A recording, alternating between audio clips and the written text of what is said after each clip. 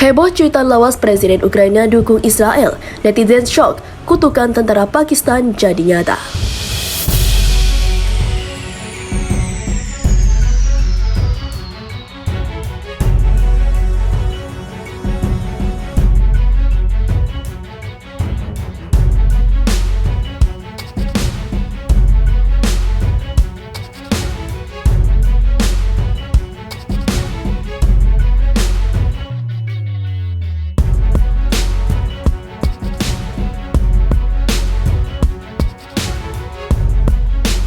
Di tengah situasi memanas Rusia versus Ukraina, cuitan Twitter lawas Presiden Ukraina Volodymyr Zelensky mendadak viral hingga mencuri perhatian netizen Indonesia. Cuitan yang pernah diunggah di akun Twitter Presiden Ukraina @zelensky_ua dibagikan ulang oleh akun @kanglangbandung. Dalam cuitan itu terungkap jika Presiden Ukraina ternyata merupakan pendukung Israel. Langit Israel dipenuhi dengan rudal, beberapa kota terbakar, ada korban, banyak yang terluka, banyak tragedi kemanusiaan. Mustahil untuk melihat semua ini tanpa kesedihan. Perlu segera dihentikan eskalasi demi kehidupan masyarakat. Tweet Zelensky dalam bahasa Inggris pada 12 Mei 2021 silam.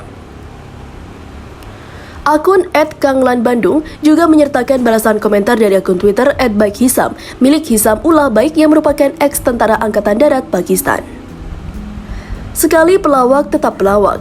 Anda akan belajar dengan cara yang sulit ketika jet Rusia mulai menghancurkan Kiev, Kharkiv, dan Odessa. Komentar Hisam dalam bahasa Inggris.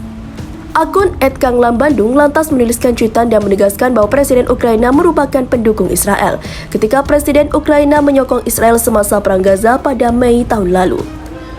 Usai cuitan tersebut viral, banyak netizen Indonesia yang terkejut sekaligus kecewa dengan fakta tersebut. Pasalnya, seperti yang diketahui, mayoritas masyarakat Indonesia menentang keras agresi Israel terhadap Palestina. Gara-gara ini, akhirnya banyak netizen Indonesia yang mencibir sosok Presiden Ukraina. Bahkan, sejumlah netizen tiba-tiba berubah haluan mendukung invasi Rusia terhadap Ukraina. Oke, dukung Putin apalagi dia masih jomblo, komentar akun netizen.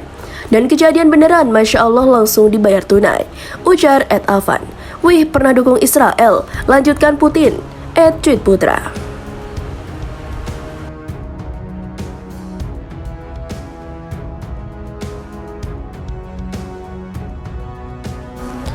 Ukraina resmi mengajukan diri untuk gabung Uni Eropa, minta jalur cepat demi lawan Rusia. Di tengah ketegangan yang meningkat di Ukraina usai Rusia melancarkan aksi militer, Presiden Ukraina Volodymyr Zelensky mengajukan permohonan agar Ukraina bergabung dengan Uni Eropa. Dia minta agar ada jalur cepat untuk bisa bergabung dengan UE, demi membantu negaranya melawan pasukan Rusia dengan memperkuat hubungannya dengan Barat. Sebuah gambar yang diunggah di media sosial menunjukkan Zelensky menandatangani aplikasi resmi di meja dengan brigade dalam ruangan di belakang. Presiden Volodymyr Zelensky menandatangani aplikasi untuk anggota Ukraina di Uni Eropa. Ini adalah momen bersejarah, begitu cuitan dipublikasikan di kantor kepresidenan Ukraina. Sementara itu dikabarkan media Inggris Metro pada Senin, Zelensky sebelumnya mengungkapkan bahwa dia telah meminta UE untuk aksesi segera melalui prosedur khusus baru. Tujuan kami adalah untuk bersama dengan semua orang Eropa dan yang paling penting berada pada pijakan yang sama, katanya di saluran Telegram. Saya yakin itu adil, saya yakin itu mungkin, sambungnya. Dia juga mengkonfirmasi bahwa dirinya telah berbicara dengan para pemimpin UE tentang prospek bergabung. Langkah terbaru Ukraina ini dilakukan tidak lama setelah Presiden Komisi Eropa Ursula von der Leyen mengatakan bahwa UE ingin Ukraina bergabung pada akhirnya pekan kemarin. Mereka atau Ukraina adalah salah satu dari kami dan kami ingin mereka masuk, katanya. Tetapi meskipun mendukung Ukraina untuk anggota UE, tidak mungkin atau dia tidak memberikan indikasi bahwa itu akan menjadi aksesi cepat yang diminta oleh para politisi. Belum jelas seperti apa prosedur khusus dalam praktiknya dan apakah para pemimpin Eropa akan menyetujui opsi jalur cepat tersebut untuk Ukraina. Keputusan untuk menambah negara baru ke UE terletak ada atau pada negara-negara anggota yang sudah mapan, yang tidak selalu setuju dengan pandangan Komisi.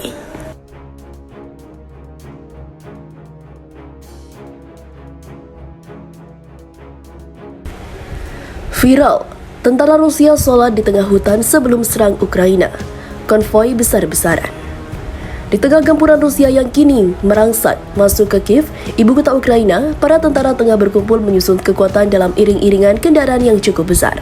Bahkan, tentara Rusia kemarin telah mengultimatum kepada warga sipil Ukraina dapat meninggalkan ibu kota Kiev dengan bebas sebelum mereka menyerang wilayah tersebut. Dalam video yang beredar, tampak tentara Rusia sedang berhenti dalam konvoi besar-besaran. Mereka tampak mempersiapkan segala sesuatu yang belum melakukan serangan besar-besaran. Bahkan dalam rekaman itu, para tentara tampak bersabar menunggu. Mereka terlihat memberikan toleransi pada rekan-rekan yang melaksanakan ibadah sholat. Belum diketahui dari kesatuan mana mereka, tapi diketahui penduduk Rusia memang banyak yang menganut agama Islam. Bahkan dalam kesatuan mereka yang dikirim untuk membela Rusia berperang melawan Ukraina berasal dari Chechnya. Mayoritas beragama Islam, mereka berasal dari Garda Nasional Chechnya. Pemimpin Chechnya, Ramzan Kadyrov, telah mengkonfirmasi kalau telah mengirimkan pasukan dari Chechnya untuk membantu Rusia. Konvoi tentara Rusia sebelum melakukan serangan besar-besaran. Pasukan Chechnya yang dikirim belum jelas. Namun, menurut beberapa laporan jumlahnya mencapai sekitar 12.000 personel. Sementara itu, militer Rusia juga mengklaim angkatan udara mendominasi langit Ukraina saat invasi Rusia memasuki hari kelima. Semua warga sipil di ibu kota dapat dengan bebas meninggalkan ibu kota Ukraina di sepanjang jalan raya Kiev dan juga Vasilkiv. Jalur ini terbuka dan aman, kata juru bicara Kementerian Pertahanan Rusia Igor Karasenkov dalam pidato yang disiarkan televisi. Kantor berita AFP melaporkan, Vasilkiv terletak di barat daya Kiev. Karasenkov mengisyaratkan bahwa Rusia sedang bersiap menargetkan wilayah sipil Kiev dan menuduh pasukan Ukraina menggunakan warga sipil sebagai tameng manusia. Dia mengutip imbauan Ukraina kepada warga Kiev untuk tetap di rumah dan mematuhi jam malam sebagai bukti klaimnya bahwa warga sipil dimanfaatkan guna melindungi nasionalis yang menempatkan detasmen artileri dan peralatan militer di daerah pemukiman. Seraya menyatakan kemajuan militer Moskow, Karasenkov mengalahkan atau mengklaim bahwa Rusia unggul atas seluruh wilayah Ukraina. Sementara itu di tenggara Ukraina, pasukan Rusia menguasai kota pelabuhan Berdyansk dan kota Energodar yang memiliki pembangkit listrik tenaga nuklir besar, kata Karasenkov.